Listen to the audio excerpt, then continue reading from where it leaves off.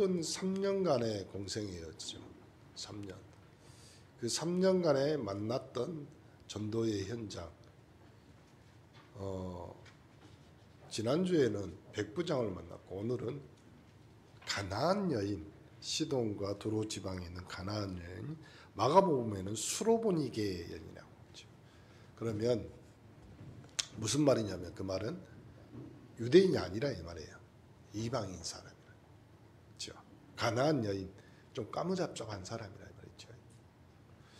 근데 이 여자가 예수님한테 말하죠. 지금 내 딸이 더러운 귀신 들린 어린 딸을 뒀습니다. 더러운 귀신. 딸에게 귀신 쫓아내기를 강구해 주는데 그 성경에는 한마디가 더 붙어 있잖아요. 귀신 들린 어린 딸이라 아니라 더러운. 그 말은 뭐냐면 안 된다는 거예요. 세상 방법으로. 세상에 여러 가지 어린 딸이니까 부모로서 할 수 있는 모든 것들을 해보려고 했고 또 그렇게 하려고 했는데 안 되는, 그래서 거기다가 형용사를 하나 다 붙인 거예요. 뭐라고 하냐면 더러운 귀신들. 여러분 있잖아요. 기분 나쁘다 이렇게 말하면 기분 나쁜 거잖아요. 근데 더 나쁘면 기분이 더럽다 그러잖아요. 그러니까 이 어린 딸이 흉악한 귀신 들린 거예요. 그래서 이 여자가 자기 딸에게 귀신 쫓아내기를 예수님한테, 예수님이 그래 알았어 그렇게 대답하면 되는데 뭐라고 했냐면 자녀로 먼저 배불리 먹게 하지니 자녀의 떡을 취하여 개에게 던짐이 마땅치 않다. 무슨 말이냐면 내 상에 있는 음식을 내가 먼저 먹고 나머지 부스러기는 이제 개들한테 주는 거지 않냐. 이걸 지금 그때 당시 예수님이 비유로 말했지만 뭐라고 했냐면 내가 유대인 이스라엘 백성들에게 이 복음을 전하고 천국이 가까이 왔다 말하고 또 이 사람들에게 먼저 치유의 기적을 나타내는데 가나안 여인, 너는 이방인인데 그러니까 이스라엘 사람들은 이방인을 개처럼 여겼어요. 사실적으로. 그리고 상종도 안 한 거예요. 그렇죠? 우리가 뭐 오랑캐라고 말했듯이 유대인도 마찬가지입니다. 근데 이 여자가 뭐라고 대답하냐면 주님 그 말이 맞습니다. 먼저 자녀들에게 배불리기 먹게 하고 상 아래 개들도 아이들이 먹던 부스러기 먹습니다. 내가 개 같은 또 그렇게 이방인의 여인이지만 예수님 그 부스러기 같은 은혜라도 우리는 심정은 그래요. 진짜 주일날 여러분이 와서 예배 드릴 때마다 하나님 나는 은혜가 고픕니다. 오늘 또 주의 은혜로 나를 배부르게 하옵소서. 하나님 나는 다른 것보다 하나님의 위로가 필요합니다. 하나님의 치료가 필요합니다. 나에게 그 부스러기 같은 은혜라도 허락하여 주옵소서. 이렇게 여자가 대답하니까 예수님이 깜짝 놀라죠. 뭐라고 하냐면 돌아가라. 귀신이 내 딸에게서 나갔다. 여자가 집에 들어가서 보니까 뭐라고 그랬어요? 아이가 침상에 놓고 귀신이 나갔다. 우리의 인생과 삶은 딱 하나입니다. 하나님의 말씀이 내 영혼과 내 심령에 내 가정 가문에 꼽히느냐 못하느냐 그것이 문제예요. 대부분 사람들은 말씀을 귀로 듣는다 하지만 그 말씀 여러분 가운데 임하는 여러분 영혼 속에 여러분 삶 속에 임하는 것이 하나님의 말씀인 줄 믿습니다. 또 한 사람이 마태복음 17장에 나오는데 이 사람은 귀신들 아이가 또 어느 정도냐면 간질인데 불에도 넘어지고 물에도 넘어진 아무 데서나 간질한다. 그 주위에 사람이 없으면 위험하잖아요. 그 제자들한테 데려와서 좀 치유 좀 해주라 그랬더니 제자들이 고치지 못한. 예수님 뭐라고 하냐면 믿음이 없고 패역한 세대야. 너희와 함께 얼마나 너희에게 참으리요. 그리고 예수님이 희한한 말이 18절에 나오죠. 귀신을 꾸짖으며 귀신이 나가고 아이들이 그때부터 나왔는데, 이때 제자들이 아니 우리는 왜 못 쫓아냅니까? 그래서 예수님이 뭐라고 그러냐면, 만일 너희에게 믿음이 얼만큼 있는 거? 여러분 겨자씨가 얼마나인 줄 아세요? 깨알보다 더 적습니다. 바람 불면 후 날아가요. 근데 그 겨자씨가 나중에는 사람이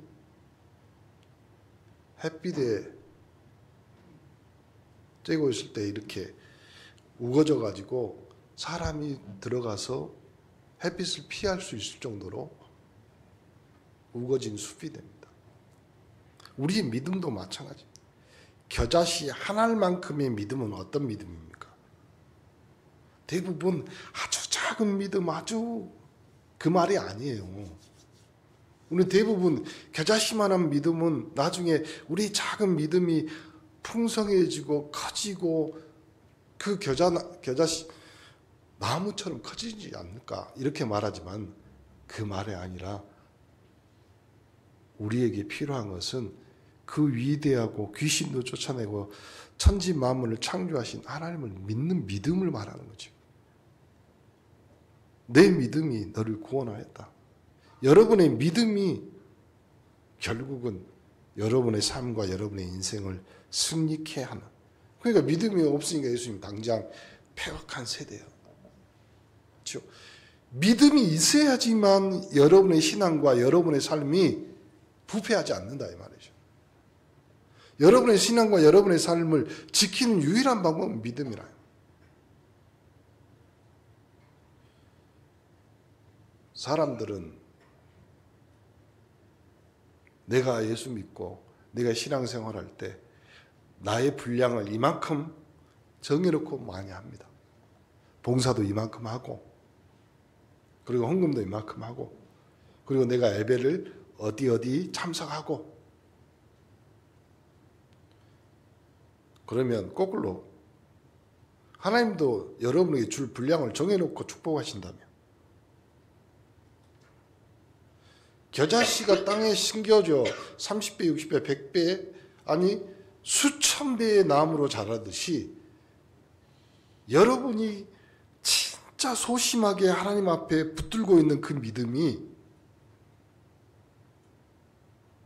300배, 600배, 1000배의 믿음의 결실로 자랄 수 있다.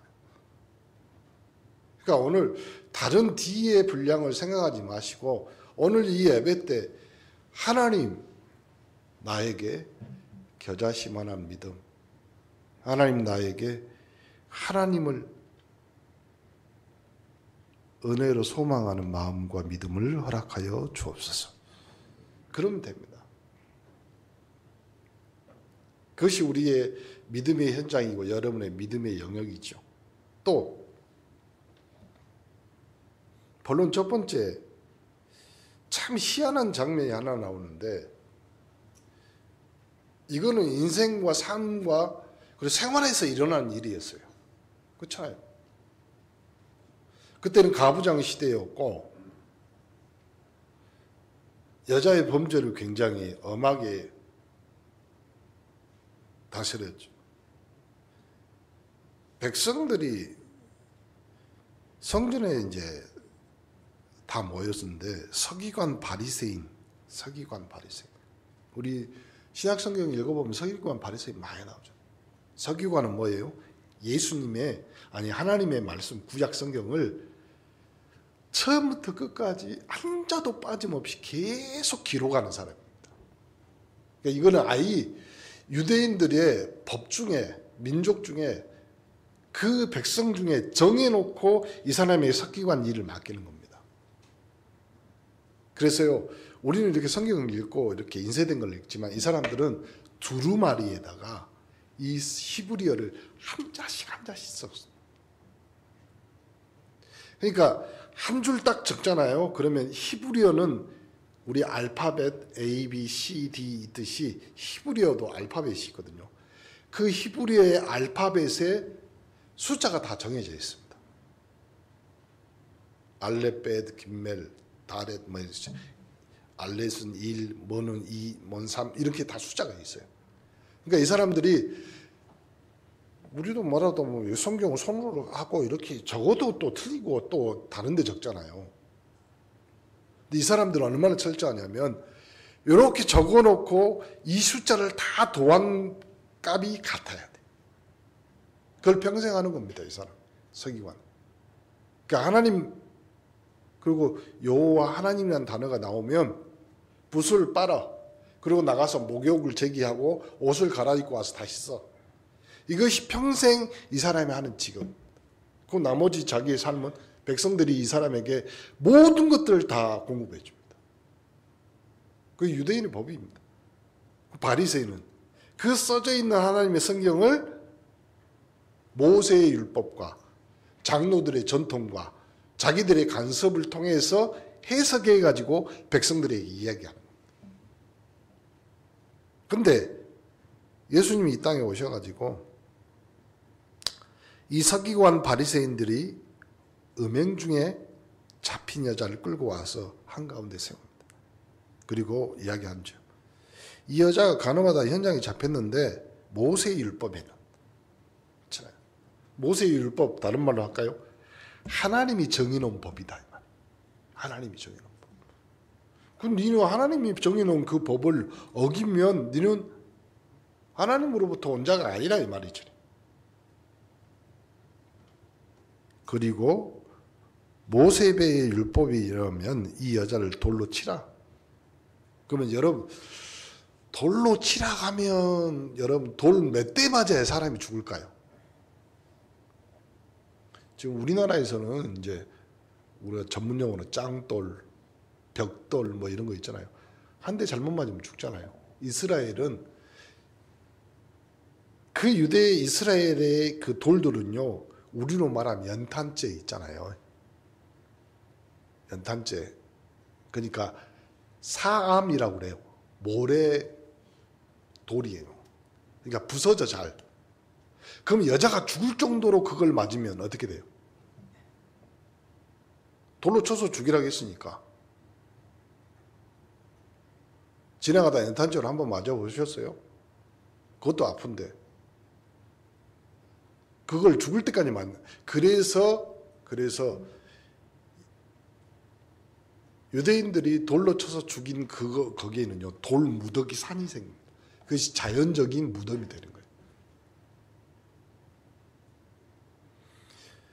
그래서 고발할 조건을 통해서 예수를 시험해서 이 여자를 이제 데리고 오잖아요. 예수님이 아무 말도 않고 몸을 굽혀서 손가락에다 땅에 있습니다. 뭐라고 썼을까요? 이렇게 썼을 거예요. 니는 이 여자보다 더 죄를 많이 지었지. 뭐 그러면서 너 누구 무슨 죄? 너 누구 무슨 죄? 예수님 땅에 쓰는 거 보고 사람들이 어떻게 그걸 다 알지? 제가 한 말이 아닙니다. 이거는 성경 신학자들이 해석한 내용들이에요. 성경에는 뭐라고 썼는지도 안 나왔어요. 그런데 예수님이 유일하게 했던 말, 그 말의 힌트를 가지고 이 사람들이 해석합니다. 뭐라고 해요? 너희 중에 죄 없는 자가 먼저 돌을 치라. 그러니까 이 순서를 봐봅시다. 예수님이 시험하려고 현장에서 잡힌 여자를 데려가지고 모세의 율법에는 이 여자를 돌로 쳐 죽이라 했는데 당신은 이 여자를 어떻게 할 것이냐. 죽여야 된다. 그러면 당신이 말하는 그 사랑, 회개하라 천국이 가까이 왔다. 하나님은 사랑인데 그건 아니지 않냐. 근데 모세의 율법을 또 어기면 너는 하나님으로부터 온 자가 아니야. 그러니까 시험하려고 그런 거죠. 근데 예수님이 그 얘기를 듣고 땅바닥에 뭘 써? 쓰고 나서 한 말입니다. 죄 없는 자가 먼저 돌을 들어 이 사람을 쳐라. 그럼 땅바닥에 뭘 썼겠어요? 그래서 그렇게 성경학자들이 해석하는 거예요. 거기 모여있던 사람들의 모든 죄들을 낱낱이 땅바닥에 썼지 않을까. 그들이 이 말을 듣고 양심의 가책을 느껴 어른 시작해서 젊은 하나씩 다 도망가죠. 그리고 한가운데 섰던 여자만 남잖아요. 여자 외에 아무도 없죠.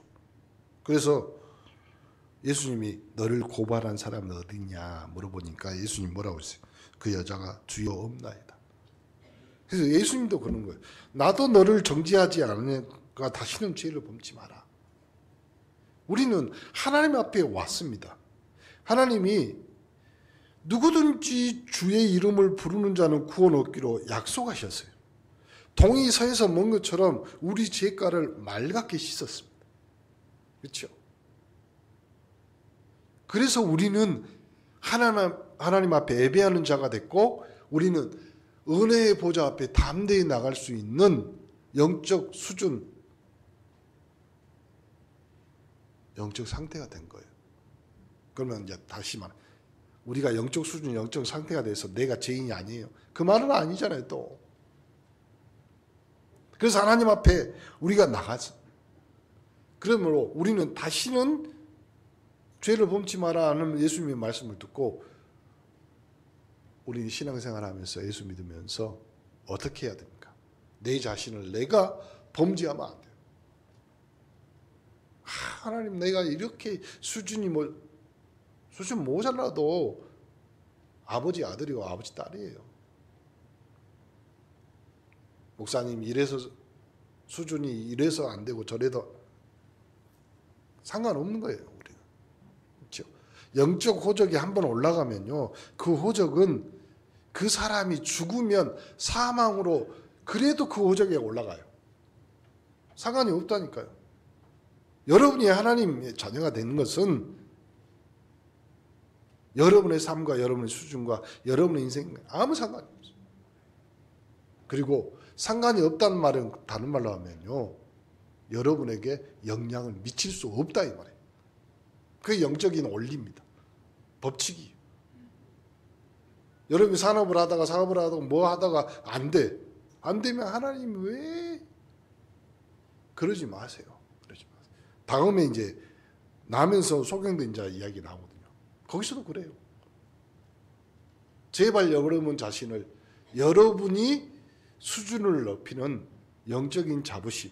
나는 하나님의 자녀다. 나는 기도하면 예수 그리스도 이름으로 기도하면 모든 흑암 저주 재앙이 꺾이고 응답받는 자긍심. 그리고 여러분 하나님의 말씀 들을 수 있는 예배자로 온네스 교인으로 그런 자존심이 없으면 뻔뻔히 어떤 사건 문제 생길 때마다 넘어지고 쓰러진다. 요한복음 9장에 보니까 길을 가다가 날 때부터 맹인이 됐어. 날 때부터. 태어났는데 눈이 멀었단 말이에요. 그러면 이 사람은 한 번도 사람을 본 적이 없잖아요. 부모를 본 적이 없잖아요. 그러면 이 사람이 볼 수 있는 유일한 방법은 귀로밖에 못 보는 거예요. 귀로는 듣는 건데 그 인생이 어떤 인생입니까? 눈이 있어도 안 보이는 인생이죠. 그런데 이 사람에게 제자들이 물어봅니다. 선생님, 요 사람이 맹인으로 난 것이 누구의 죄로 인하? 똑같은 거예요. 우리하고 신앙생활하면서.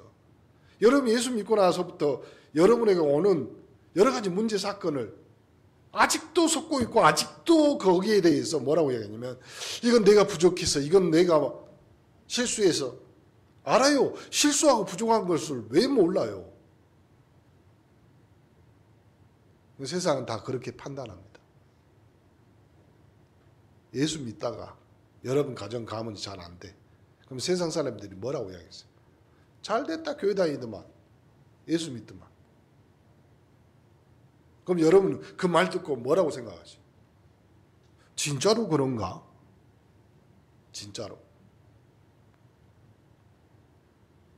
속으면 안 돼요. 뭐라고 했어요? 예수님. 이 사람도 그 부모의 제도 일한 것이 아니라 하나님이 하실 일을 나타내고자 하십니다. 여러분 똑바로 신앙생활 하셔야 돼요. 여러분의 인생에 아무리 못났어도 하나님의 자녀입니다. 그걸로 끝이라니까요. 그 이상은 뭐가 있어요? 세상은 그런 걸로 여러분의 인생을 망치려고 하는 거예요. 자, 여러분 원네스 교인입니다. 교인이면 당당히 하나님 앞에 서는 거예요. 보세요. 나 때부터 맹인된 누구 죄로 인한 하나님이 하실 일이 있다 이 말이잖아요. 그리고 나서 예수님 뭐라고 해요? 실로암 못에 가서 씻어라. 실로암 못이 뭐예요? 보냄을 받은 자의 셈의 우물이에요. 여러분 보냄을 받은 거예요. 여러분의 눈이 언제 뜰까요? 주의 말씀을 듣고 보냄을 받아야지.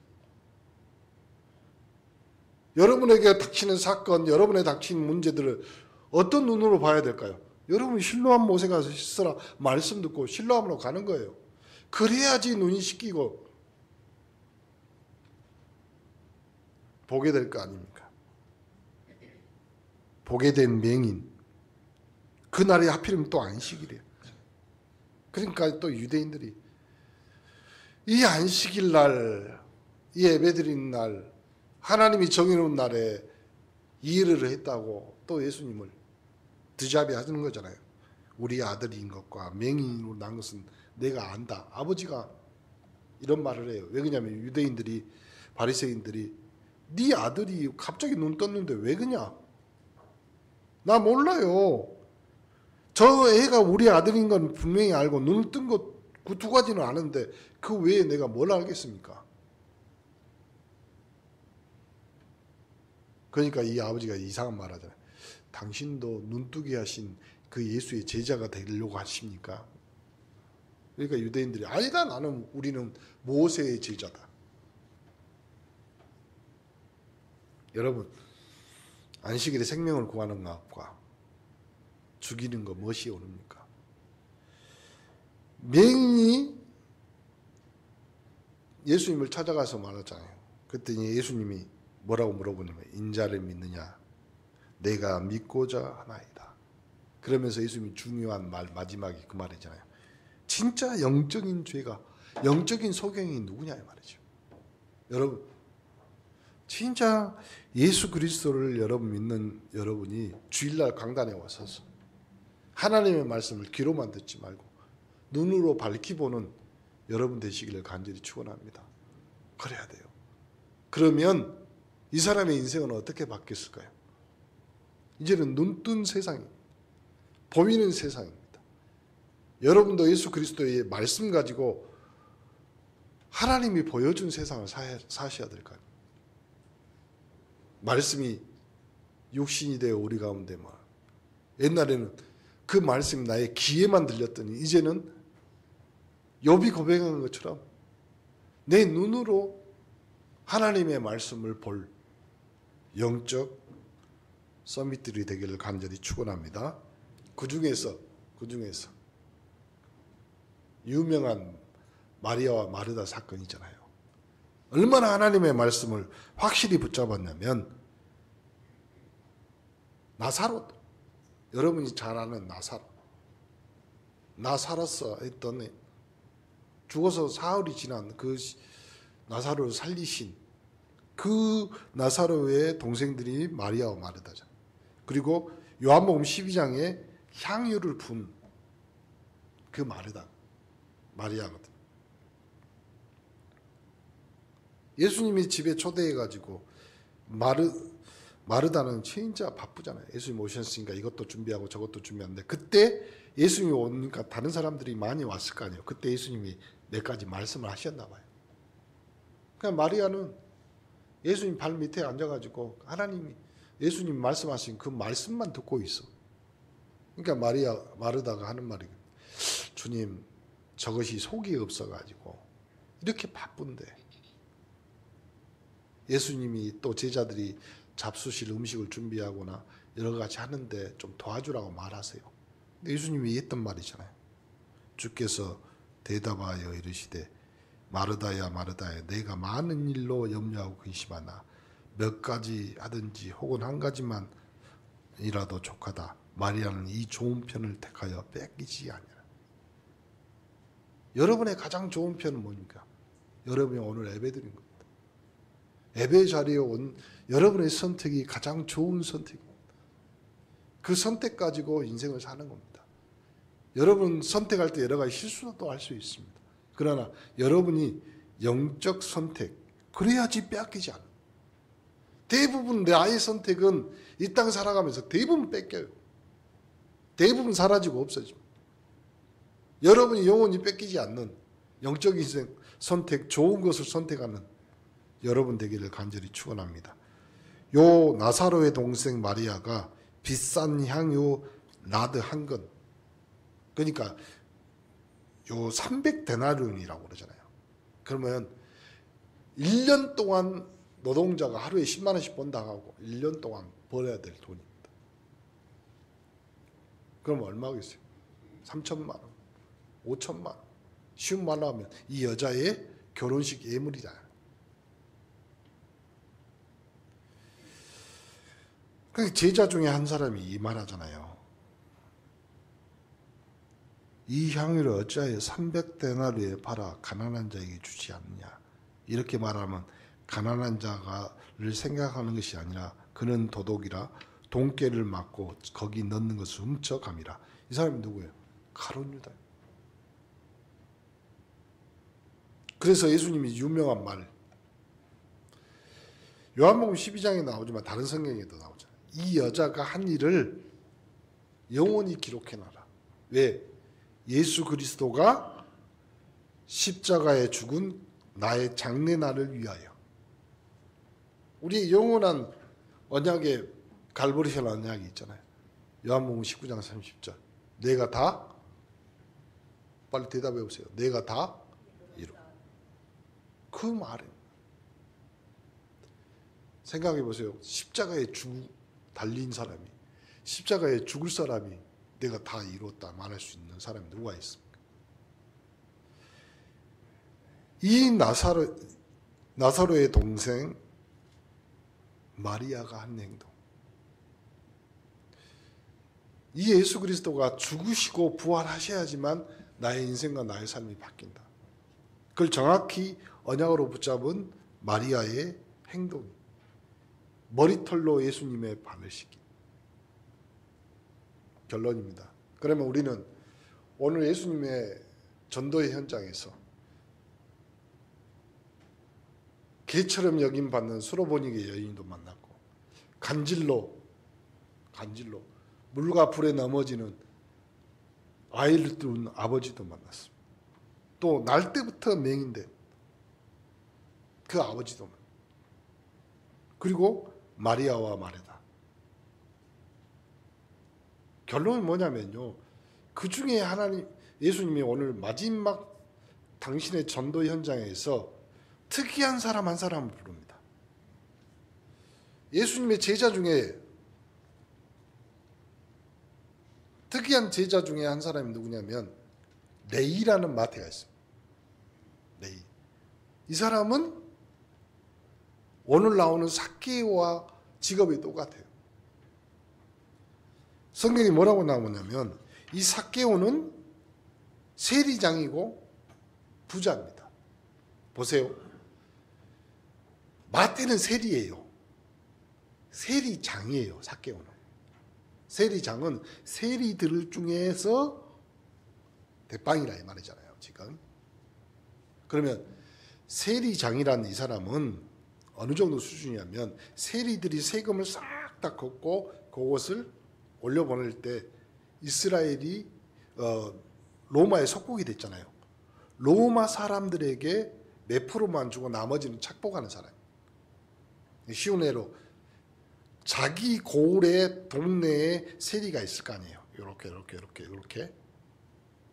그러면 이것이 피라미드 구조로 이렇게 되는 겁니다. 로마 사람이 행정관이 세리장에게 올해의 세금은 1,000만 원을 내야 된다. 그러면 이 세리장은 세리들을 싹 다 불러가지고 뭐라고 이야기하냐면 올해 세금은 5천만 원이다. 5천만 원이다. 그러면 각자 마을에 너희 100만 원, 너희 100만 원, 너희 100만 원, 너희 100만 원 이런 식으로 싹 분배를 할 거 아니에요.